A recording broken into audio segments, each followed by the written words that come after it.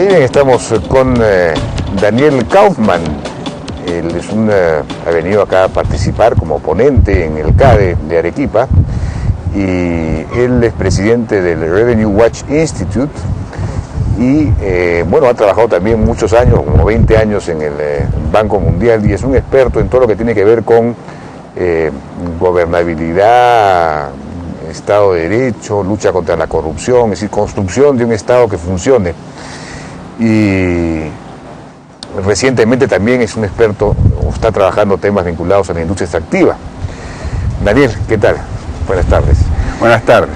Bueno, ¿cómo ves a América Latina? El Perú tiene un problema muy claro, y es que nosotros hemos venido creciendo a una tasa muy alta, pero no hemos venido construyendo un Estado que funcione, en el que impere la ley, en el que realmente que sea capaz de desarrollar sus funciones básicas de un modo más o menos regular, institucionalizado, a la misma velocidad. Al contrario, es una cosa que se avanza muy lentamente. Entonces me imagino que este es un problema general en los países emergentes, no lo sé, pero ¿cómo ves ese tema en Perú, en América Latina? ¿Qué está pasando? Bueno, Jaime, en América Latina como promedio, y es importante recalcar promedio porque hay mucha variación, pero como promedio, y Perú está en el promedio de América Latina, yo creo que hay una exuberancia prematura. Por un lado, ha habido grandes logros los últimos 20 años, que es al nivel económico y especialmente el manejo macroeconómico de la economía. Y Perú en ese sentido es un gran caso de los grandes logros que se han hecho.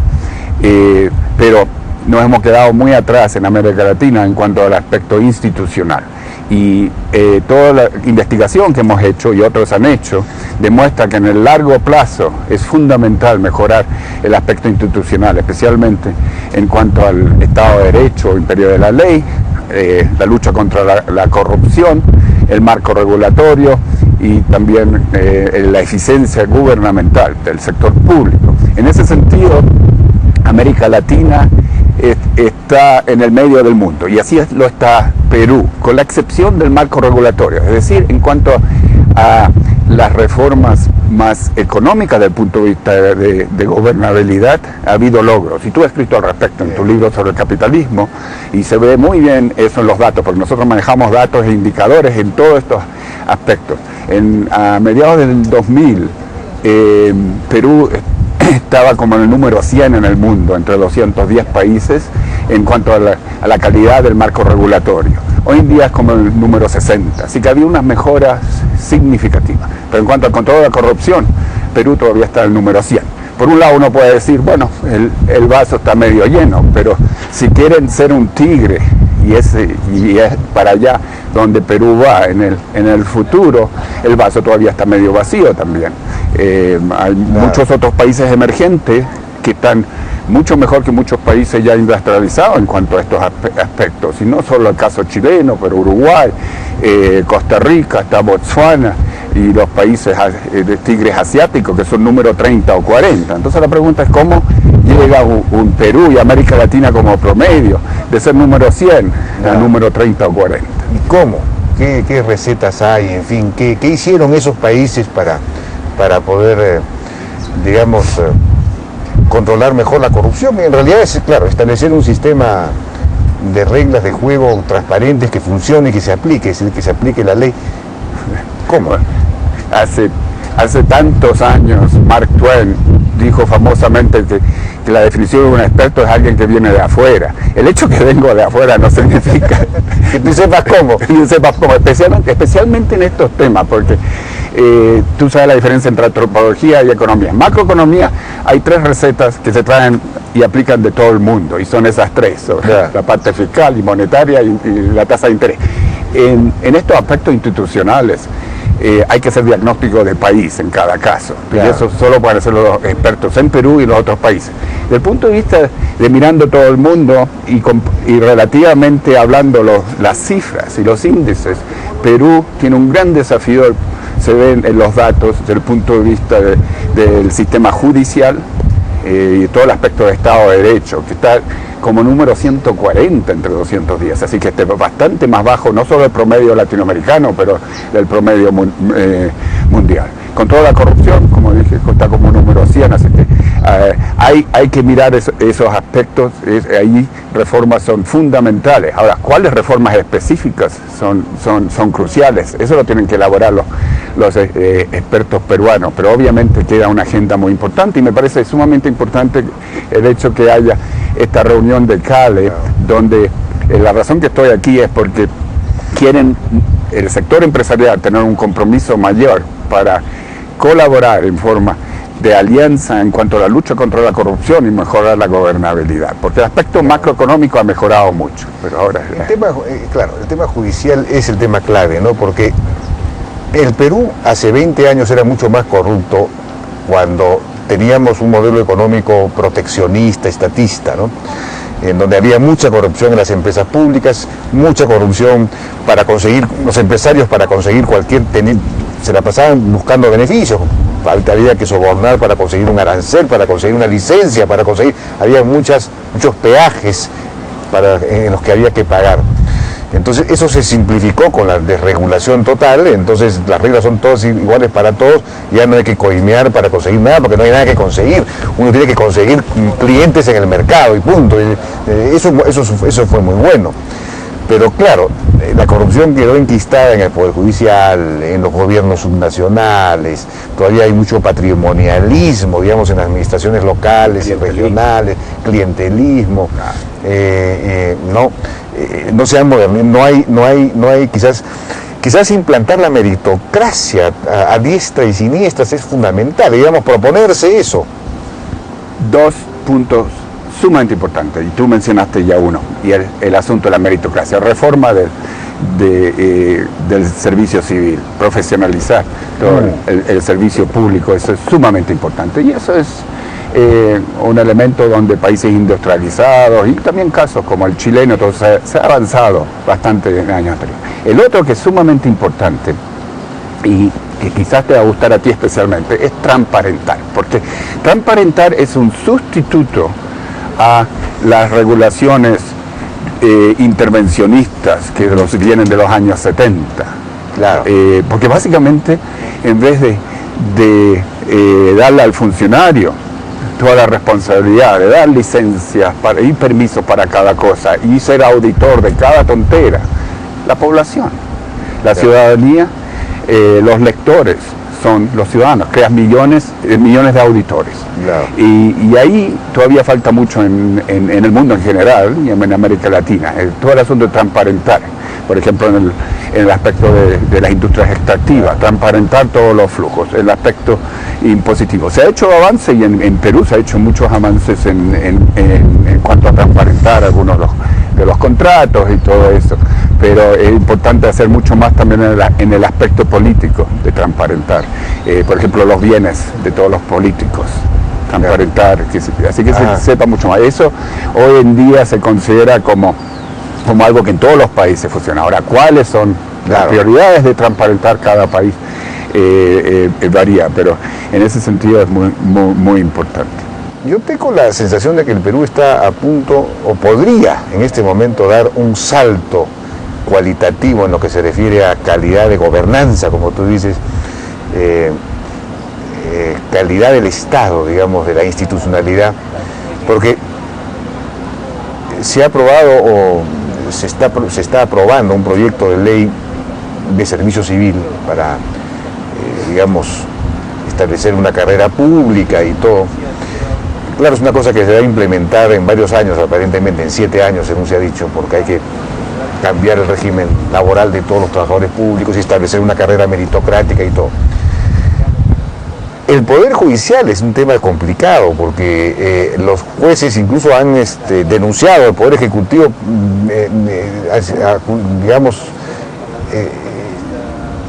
exigiendo unos aumentos determinados, claro que han sido sancionados por el Tribunal Constitucional, pero el Poder Ejecutivo quería darlos a cambio de una autorreforma, es decir, que hubiese algún sistema dentro del Poder Judicial para poder medir productividad, meritocracia también, algo de eso.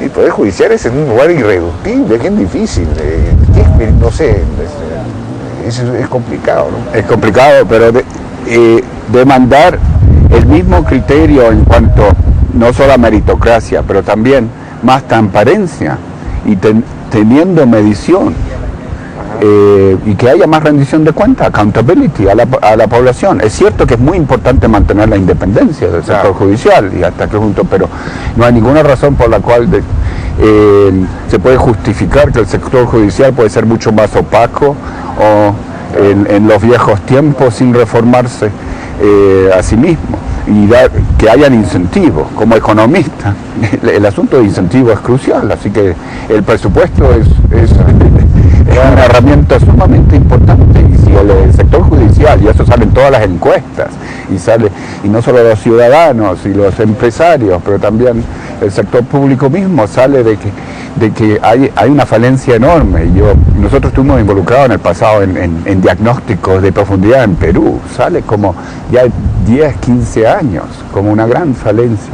Así que eso es sumamente importante y hay que dar incentivos y la presión de la sociedad civil en ese sentido es muy importante. Sí, pues porque ahí hay, como se supone, como bien decías, que el Poder Judicial es autónomo, es independiente, entonces tendrían que autorreformarse, digamos, es difícil que desde afuera el Poder Ejecutivo pueda reformar al Poder Judicial. Pero alguna clase de combinación se requiere, no sé, alguna clase de presión de afuera o de incentivos, como tú dices, no lo sé. Sí, el presupuesto es un incentivo importante. Claro. El aspecto reputacional. En Estados Unidos eso juega un rol muy importante, el aspecto reputacional. ¿Reputacional? ¿Cómo es eso? La reputación.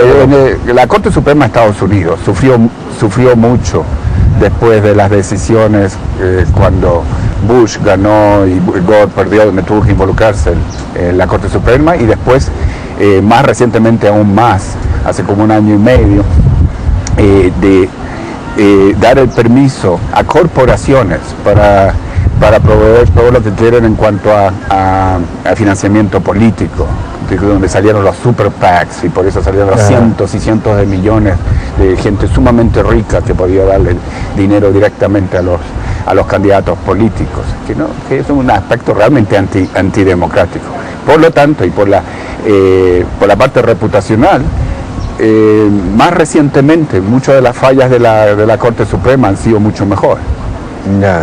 Y está claro de que eso les importa, así que el aspecto de los medios de comunicación y que haya ONGs que califiquen a los jueces y a la Corte Suprema y a cada uno.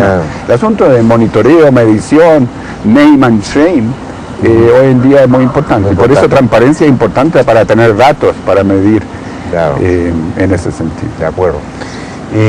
Y el asunto digamos, los niveles de gobernanza en la industria extractiva, ¿qué nos puedes decir sobre eso? ¿Cuál es el tema ahí? ¿Cómo los ingresos de la industria extractiva, la minería, por ejemplo, en el caso del Perú, se gastan mejor? ¿De qué se trata? Primero, el marco global. Diría, y mirando de nuevo los datos en forma profunda, hay 60 países en el mundo para los cuales el desafío del momento, que va a definir si el desarrollo económico va a un auge sostenible los últimos 10 o 20 años o no ocurre ese desarrollo. Y eso es el manejo de las industrias extractivas. Porque la riqueza de recursos naturales existen hoy en día en forma intensiva en como 60 países. Perú es uno de ellos, es un ejemplo donde el manejo, relativamente hablando, no está mal, pero también puede mejorar bastante. No es Nigeria en ese sentido, o peor aún, Guinea Ecuatorial, donde es un desastre y todo es corrupto. Pero al fin y al cabo, en la gran mayoría de estos países, los grandes beneficios que deberían provenir de esta gran riqueza de recursos naturales no le llega a la población. O sale para afuera o queda en los bolsillos de una élite muy muy pequeña, tanto en el país mismo o en el exterior.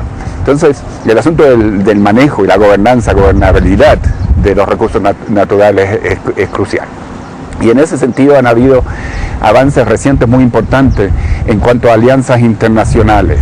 Una iniciativa, la iniciativa de transparencia en las industrias extractivas, o lo que se llama AT, y donde Perú se ha acoplado. Hay varios países que se han acoplado y Perú se considera el único país en América Latina que está conformando cierta regulación. Mínimo, pero por lo menos están conformando. Pero se puede ir más allá todavía en cuanto a todas las compañías, en cuanto transparentando cuánto le pagan cuántos son los pagos proyecto por proyecto que le dan a los gobiernos, tanto central como locales. Así se puede monitorear la prensa y la sociedad civil. ¿Qué está ocurriendo con estos dineros? Una vez que llega a los gobiernos estos dineros, el otro problema es cómo se usa estos dineros. ¿Para qué uso va o no se usa? Existe el problema en Perú de que mucho queda parado y no está siendo utilizado efectivamente cuando ha habido una bonanza enorme en cuanto a recursos minerales. Pero es el tema del momento para 60 países porque se ha vuelto tan importante el asunto de la industria extractiva de recursos naturales con la subida de los precios primarios y habiendo encontrado hidrocarburos y en el aspecto minero en tantos países. En Perú, por ejemplo, la gran minería paga bastante más impuestos que en Chile, por ejemplo, ¿no? Aquí es alrededor de incluso más del 50% de las utilidades se quedan en el país, en manos del gobierno central y en manos de los gobiernos regionales y locales a través del canon. Entonces, claro, la pregunta es si eso se está usando bien, no se está usando bien, cómo se podría usar mejor. De hecho, no se está usando en muchos casos porque no hay capacidad de gasto, ¿no? ¿Qué recetas hay sobre eso? ¿Qué modelos han funcionado bien? Bueno, nuevamente digamos al tema de las recetas que siempre incomoda a nuestro querido... No hay una sola receta, no diría eso, pero obviamente hay que pensarse bien primero cuál es la combinación, el balance, cuando llegan tantos recursos repetidamente. Algunos de los gobiernos locales están recibiendo rápidamente 100 veces lo que tenían antes. Así es. Entonces, hay que ahorrarlo. Se pone entonces en fondos reservados para la nueva generación, para el futuro. Y hay que ahorrarlos y invertirlos en forma general bien, y aunque sea en bonos o otras cosas. Entonces, ¿cómo se maneja la balanza entre lo que gastar ahora y lo ahorrar? Básicamente es como un manejo macroeconómico, pero a nivel local eso no funciona. No funciona, eso es a nivel, digamos, claro, a nivel de todos los ingresos de todos los ingresos, pero a nivel local debería haber también esa conciencia, que es obviamente... Ahí hay un problema de diseño y una distribución, pues no es posible que un pequeño distrito que está solo por el hecho de estar al lado reciba, pues, como dice, 100 veces más que recibía antes. Es decir, ahí hay el asunto de distribución es crucial, y ahí tampoco hay una sola receta. Obviamente hay que balancearlo, pero cómo se negocia y cuál es la fórmula, eso varía de un lugar a otro. Lo otro que es muy importante a nivel más institucional es cómo ha funcionado en cada país distinto la descentralización. Y en algunos países hubo el problema hace 20 años. Bolivia descentraliza muy rápidamente, pero mucho más rápidamente al nivel fiscal, financiero, que al nivel institucional y político, donde toma mucho más tiempo desarrollar las instituciones. Entonces puede haber mucha corrupción si es solo una descentralización fiscal que le llega mucho más recursos a un gobierno local que no tiene todavía la capacidad política o institucional. Entonces, eso aumenta la corrupción. Sí, entonces hay que hacer mucha asistencia técnica y mucha inversión en las instituciones mismas, y eso tiene que empezar, y ahí se puede colaborar también con ONGs y otras. Involucrar ONGs en monitoría también es muy importante.